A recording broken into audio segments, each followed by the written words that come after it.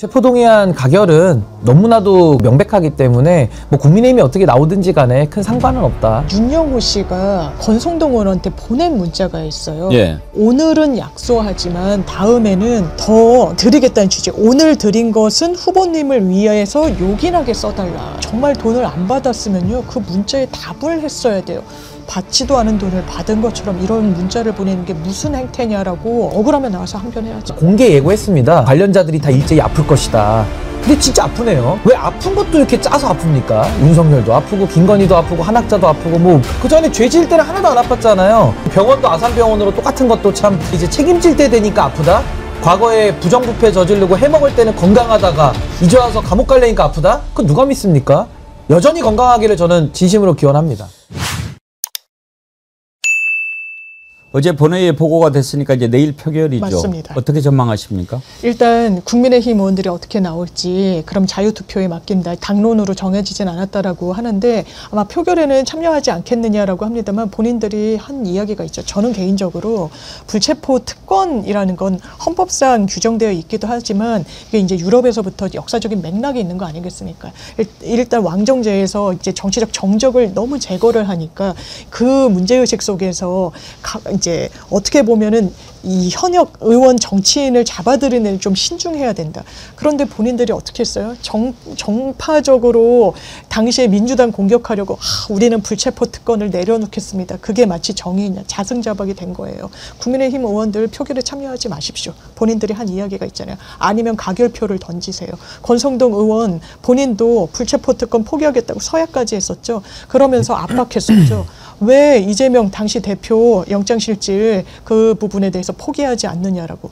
이게 도돌이표처럼 와가지고 본인한테 빗으로 와서 꽂히는 겁니다. 본인이 강원랜드 때도 영장실질 포기했다라는 것을 상당히 어떻게 보면 자랑스럽게 이야기했는데요. 이번에도 그럴 수 있는지 의문입니다. 이거 국회에서 가결될 거고요. 이미 여권의 의석수만으로도 가결 요건이 되고 국민의힘이 어떤 표를 던지는지도 한번 지켜보겠습니다. 본인들이 한 말이 있으면 그 말을 지켜야 될 거고요. 그러면 법원 앞에 섰을 때 이건 영장이 기각될 사유다라고 법원이 볼 수 있을까요? 사진이 있고 문자가 있고 메모가 있고 이 다이어리 너무 구체적으로 돈을 받았다는 인물이 권성동이라는 점을 또 증거인멸까지 매우 구체적으로 시도했다는 점이 증거로 현출이 돼 있습니다. 아마 할 말이 없을 겁니다.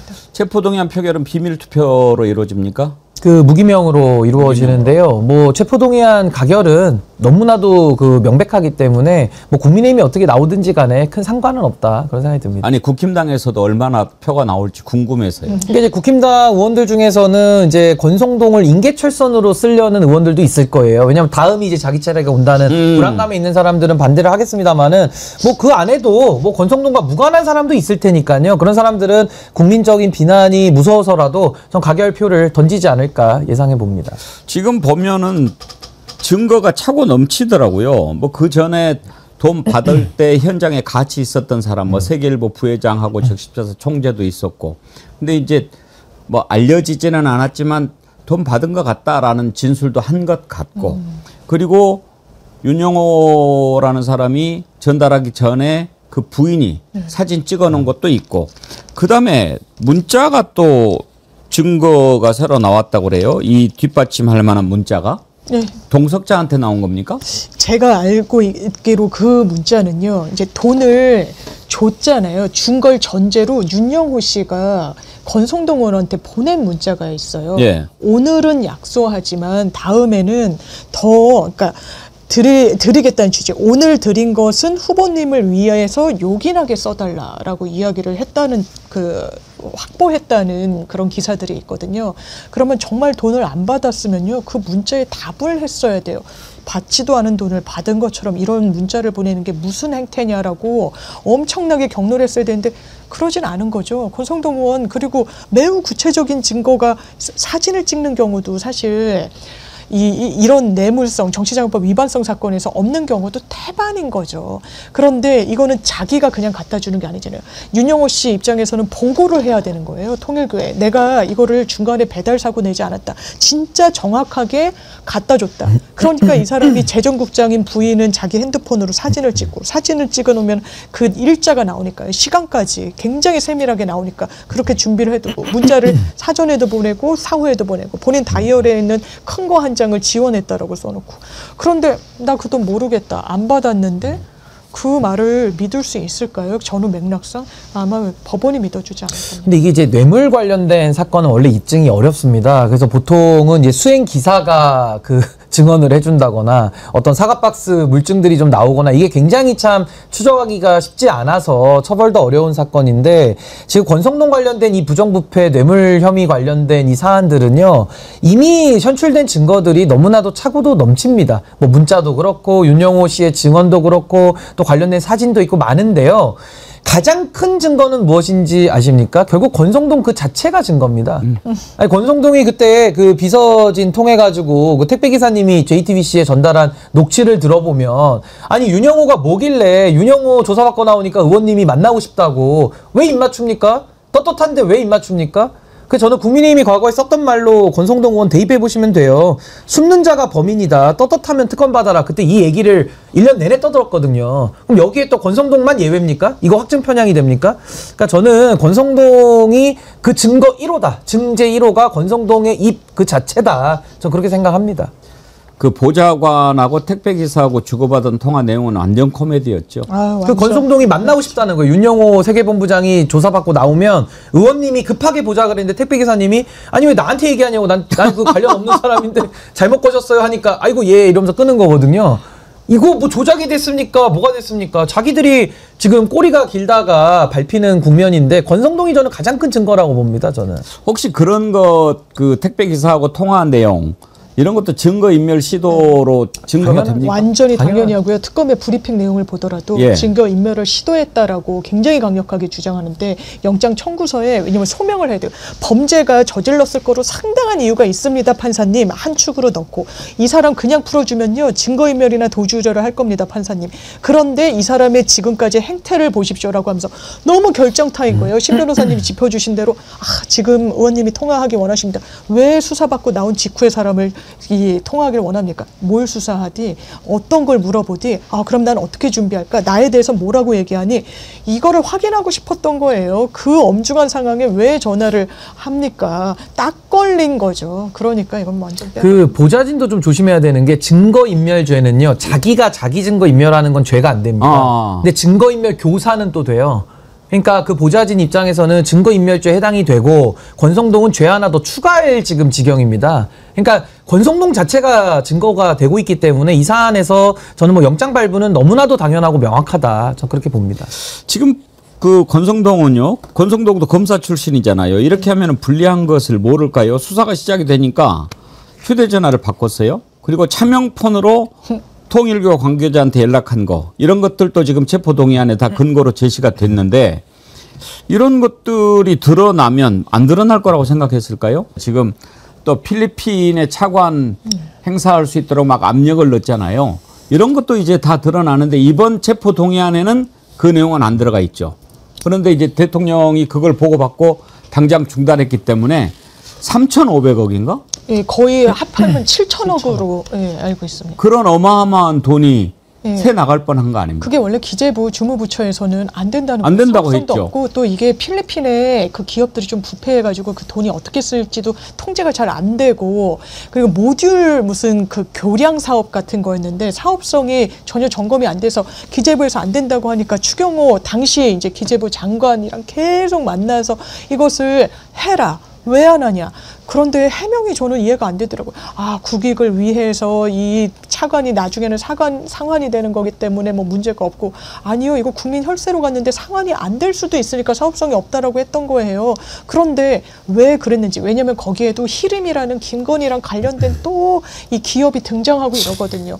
그 수행 능력이 없는 건설 그 소규모 회사가 이거 밝혀야 됩니다. 왜 권성동 이런 무리수를 뒀는지 이제 차근차근 수사하고 이제 밝혀야 됩니다. 이거 따로 또 밝혀야 될 내용이에요. 아까 그 택배기사 녹취 한번 들어보시죠. 아까 전화 통화했던 저 권성동 의원 비서인데요. 네? 권성동 의원님 비서인데요. 아, 예, 보좌관님, 네. 저기 조사받고 나오신 의원님이 좀 통화 좀 하셨으면 하시는데요. 저고요? 아니 저기 저 윤본부장님하고. 그러면 이따 통화. 저는 저 배송기사인데요. 아, 예, 죄송합니다. 예. 그러니까 이제 그 배송 기사가 저 보좌관 전화로 뭐 택배 왔습니다라고 이제 문자 한 거죠. 근데 이제 그 전에 윤용호하고 통화를 했는데 그 바로 직전에 최근 기록으로 전화를 했는데 택배 기사한테 전화 걸려버린 거죠. 아니 저도 저럴 때 많이 있어요. 이게 네. 전화가 이렇게 요즘 터치로 하다 보니까 네. 아래를 눌러야 되는데 위에가 눌려가지고 잘못 거는 경우가 덜어 있거든요. 지금 그러다가 꼬리가 잡힌 거죠. 그러니까 결국에는 이 증거인멸을 시도했다라는 아주 명확한 증거가 우리 택배기사님의 아주 높은 시민의식과 공익적인 책임감에 의해서 결국 세상 앞에 드러난 거 아니겠습니까? 그러니까 정말 이 권성동이 얼마나 세상을 우습게 알면서 살아온지는 우리가 다 알고 있지만 세상이 그렇게 만만하지 않다. 권성동의 부정부패를 불에 켜고 눈으로 불을 켜고 지켜보는 우리 5천만 시민들의 두 눈이 다 있다. 저 그런 생각이 들었습니다. 저것이 검사입니다. 검사. 우리가 지금 세 사람 봤는데요. 이희동, 김상민, 권성동, 검사 출신들, 검사들. 저런 것들이 검사였습니다. 그러니 뭐라고 얘기하겠습니까? 자, 이제 통일교가 조사를 제대로 받아야 이런 것들이 다 드러날 텐데 지금 한학자 총재 지난번에 이어서 내일도 지금 불출석할 거다. 건강이 안 좋아서 지금 입원했다고 하죠. 계속 이렇게 안 나오면 어떻게 해야 될까요?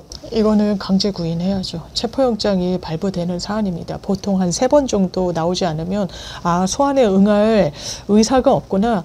왜냐하면 실제로 그 요건이 이 관련 규정이 그렇게 돼 있어요. 소환에 불응하거나 불응할 우려만 있어도 체포영장 발부 사유가 되는데 실제로 소환에 불응하고 있잖아요. 지금까지 어떻게 했습니까? 소환이 임박하니까 입원을 합니다. 현대 아산병원에 타진했어요. 처음에는 입원이 안 된다고 하니까 통일교 계열의 이 병원에 입원을 하다가 다시 현대 아산병원에 입원이 된 거죠. 그러면서 퇴원을 했다라고 지금 소식이 전해지는데 왜 못 나옵니까? 퇴원을 했는데 그 이후에 그러면 왜 조사에 임박해서 몸이 아픈가요? 이런 부분과 관련해서 본인이 아주 명징하게 영상으로도 입장을 냈잖아요. 가만히 앉아있을 때 대리인 같은 여성이 그 예배를 볼 때 이야기하잖아요. 저는 지시한 적이 없습니다. 그때 그 자세는 어디 갔고 뭐가 그렇게 아픈지 그럼 진단서를 내십시오. 한번 봐야 되는데 그렇게 아픈지 믿기 어렵고요. 진실을 얘기해야죠. 거기도 복마전이라는 거 아닙니까? 같이 어떤 권력 다툼이 통일교 내에서 상당한 부분이 있고 그러면서 본인을 둘러싼 라스베가스에서 몇십억이었나요? 몇백억이었나요? 그런 그 도박을 했다라는 혐의부터 덮어주는데 권성동 의원이 개입하기 시작해가지고 ODA니 뭐 UN 무슨 그 사무실이니 이런 부분에 대해서 한학자 총재 그 정점에 있으니까 지시하지 않았다면 아는 대로 왜 그러면 밑에서 그런 일을 벌였는지 그러면 금고 열 수 있는 사람은 제한적이라는데 쇼핑백 2개의 그 출처는 뭔지 본인이 얘기해야죠. 억울하면 나와서 항변해야죠. 이게 웃긴 게 뭐냐면은 이 특검 시작할 때 아마 많은 패널들이 나와서 미리 다 공개 예고했습니다. 이 관련자들이 다 일제히 아플 것이다. 근데 진짜 아프네요. 말한 대로 다 굴러갑니다. 그리고 지금 뭐 입맞추기, 진술 짜맞추기 이런 혐의도 우리가 많이 보고 있습니다만은 왜 아픈 것도 이렇게 짜서 아픕니까? 윤석열도 아프고 김건희도 아프고 한학자도 아프고 뭐 갑자기 종합병동 비슷하게 되고 그 전에 죄 지을 때는 하나도 안 아팠잖아요. 근데 이제는 또 처벌받아야 되니까 일제히 짜맞추듯이 아픈 겁니다. 그리고 병원도 아산병원으로 똑같은 것도 참 김건희랑 한학자랑 무슨 관계인지 왜 또 그 아산병원 이름이 왜 나오는지 정말 국민들이 다 지켜보고 있고 이렇게 정말 이제 책임질 때 되니까 아프다? 과거에 부정부패 저지르고 해먹을 때는 건강하다가 이제 와서 감옥 갈래니까 아프다? 그건 누가 믿습니까? 여전히 건강하기를 저는 진심으로 기원합니다. 통일교는 어떻게 가르치는지 모르겠습니다만 잘못을 저질렀으면 반성하고 다시는 그 죄를 저지르지 않도록 하면 되는 겁니다. 그런데 자기들이 가지고 있는 모든 것을 이용해서 막아보려고 하고 어떻게 해서든지 피해 보려고 하고 워싱턴 타임스를 통해서 막 말도 안 되는 뭐 숨이 막힐 정도로 종교를 탄압한다라고 외국까지 동원하고 신자들을 동원해서 특검 앞에서 시위하게 하고 그런다고 있는 죄가 덮어집니까? 하여튼 뭔가 참 정리돼야 될 게 너무나 많아요. 아니 저는 쿠데타 할 때는 안 아팠잖아요. 친일 쿠데타 할 때는 건강하게 뭐 중과부정 얘기하고 또 지난번에 영장 집행할 때도 그 10명이 의자를 들어도 못 옮길 정도로 힘을 쓰고 안 아픈데 왜 꼭 처벌받을 때 되고 조사받으러 가면 꼭 아픕니까? 쿠데타 할 때처럼 좀 건강을 좀 회복하고 조사를 열심히 좀 받아야 되지 않겠습니까? 예. 다음으로 넘어가도록 하겠습니다. 오늘도 많은 분들이 함께 해주시는데요. 좋아요가 많이 쳐져 있네요. 예, 재미있으면 여러분들 꼭 그러시더라. 예, 좋아요 눌러주시기 바랍니다. 오늘 예, 좋아요 꾹 눌러주시면 좋겠습니다. 참, 그 구독도요. 혹시라도 보고 계신 분 중에 구독 안 누르고 계신 분들 계시면 구독 눌러주시기를 바라고요. 지금 숫자가 하나 줄어드는 거 아니었어요? 예.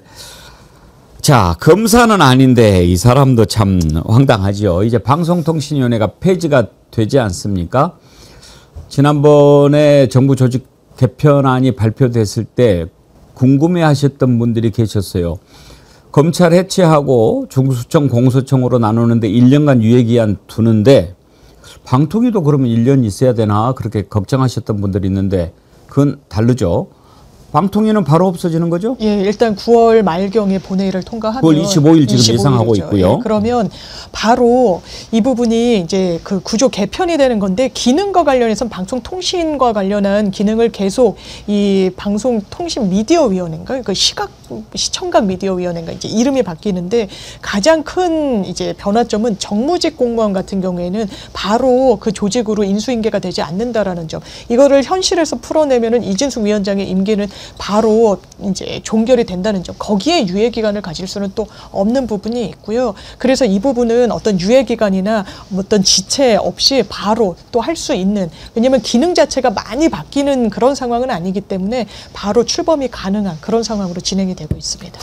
김영숙도 그렇고 이진숙도 그렇고 빨리빨리 본인들이 국민들이 그렇게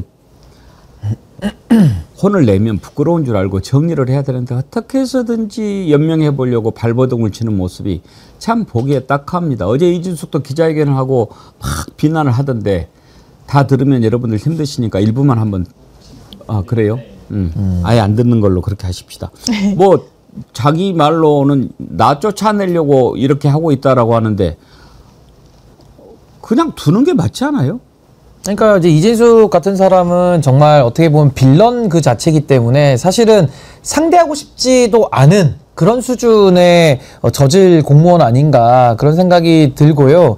일단은 지금 이 지경이 됐는데도 이진숙 위원장이 목소리를 높인다?